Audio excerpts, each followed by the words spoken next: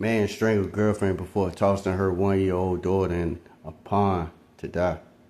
A 20-year-old man in Illinois will likely spend the rest of his life in prison for strangling his 21-year-old girlfriend to death before abducting her 1-year-old daughter, whose body was later found floating in a retention pond.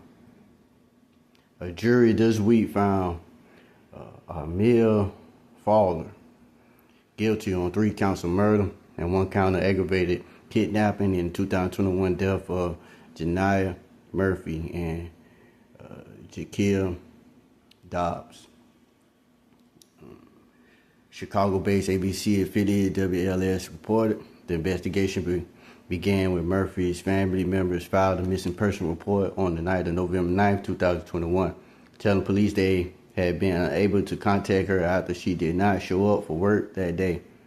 After multiple attempts to reach Murphy, the Wheeling Police and Fire Departments conducted a welfare check at the apartment she shared with her daughter in a 300 block of Inland Drive. Police were unable to access Murphy's home through an unlocked balcony door and noted the strong smell of bleach inside the residence.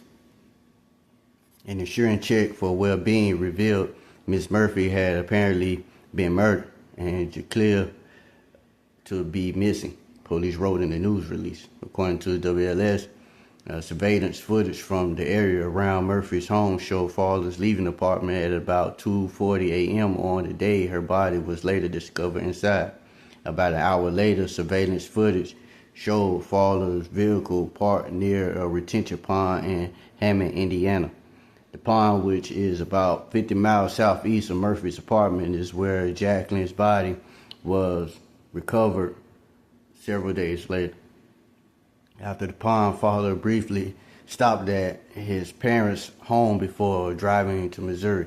He was arrested in Springfield, Missouri on November 9, 2021. Police said Fowler and Murphy had a troubled relationship and noted that he was not Jacqueline's father. The Cook County Medical Examiner Office determined that Murphy's manner of death was homicide and the cause of death was exhilaration and strangulation. Forensic pathologists performed the autopsy on Jacqueline, concluding that the toddler died of cardiopulmonary arrest that was possible due to hypothermia. The Chicago Tribune reported the doctor's report stated that prolonged exposure to temperatures that reached the low 40s could have caused hypothermia and eventually sudden death. Jacqueline's manner of death was undetermined, but the report stated that the child showed no signs of drowning and had not suffered any significant internal injuries.